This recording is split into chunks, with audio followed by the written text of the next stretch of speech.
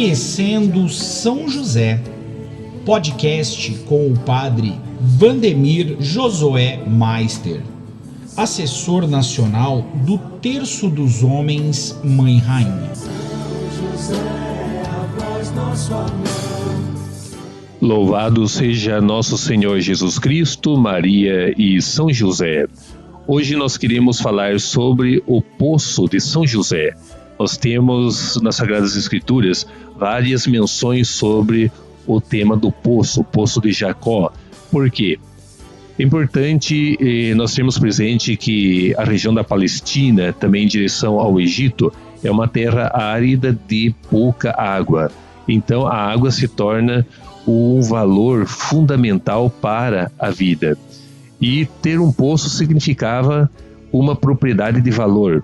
O maior dano que um poderia fazer para o outro é ir até o seu poço e encher de pedras. Essa era uma das piores ofensas que se poderia fazer ao possuidor deste poço. Tem histórias na Sagrada Escritura que conta que houve guerras em defesa da água, em defesa do poço, né? Porque o poço ele constituía o oferecimento de água para uma cidade ou para uma vila. Então era um bem que todos ali protegiam. Ao você danar este poço ou poluir ele com madeira, sujeira, etc., você estava ofendendo não somente uma pessoa, mas você estava ofendendo toda uma comunidade, porque a comunidade dependia deste poço para a sobrevivência dos animais e a sua própria sobrevivência no dia a dia.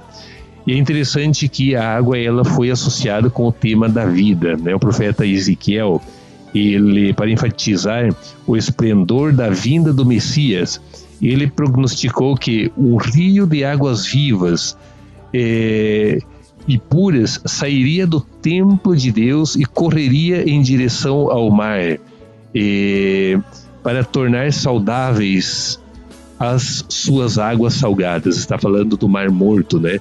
O rio que procederia do templo de Jerusalém em direção ao Mar Morto ia produzir muita vida. E também Cristo usou esta imagem, a imagem da água viva, naquele encontro junto com a samaritana.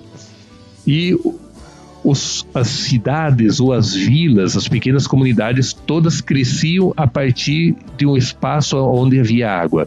Uma fonte ali se estabelecia. As pessoas e lentamente iam constituindo as pequenas comunidades e assim nasciam as cidades. Já na época de Jesus, de José, de Maria, da Sagrada Família, as cidades começavam a prover a água através de canais.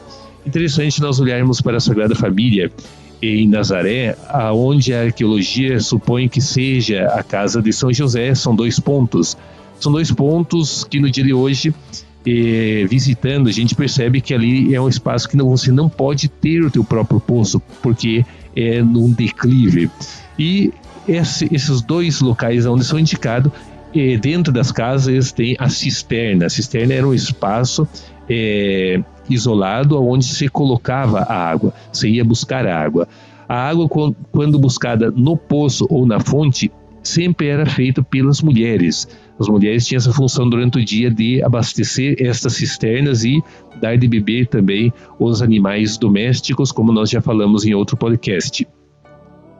E interessante a gente também perceber a alegria que tinham os judeus e também o orgulho em relação aos egípcios, porque eles gozavam do direito de usar a água e não precisar regar a terra, porque tinham abundância de chuva no tempo da plantação. Em Deuteronômio 11:10 nós temos a seguinte narração: porque a terra para onde ides, a fim de possuí-la, não é como a terra do Egito, de onde saístes, na qual lançáveis vossa semente e a regáveis com o pé, como se rega uma horta. Ele está dizendo de que a água tinha que ser levado para a germinação das sementes. e a terra prometida, a terra onde correria leite e mel, Deus é que iria regar essa plantação. E interessante também, eu fiz o comentário de que as mulheres eram responsáveis de trazer a água, mas nós temos também uma passagem de que Jesus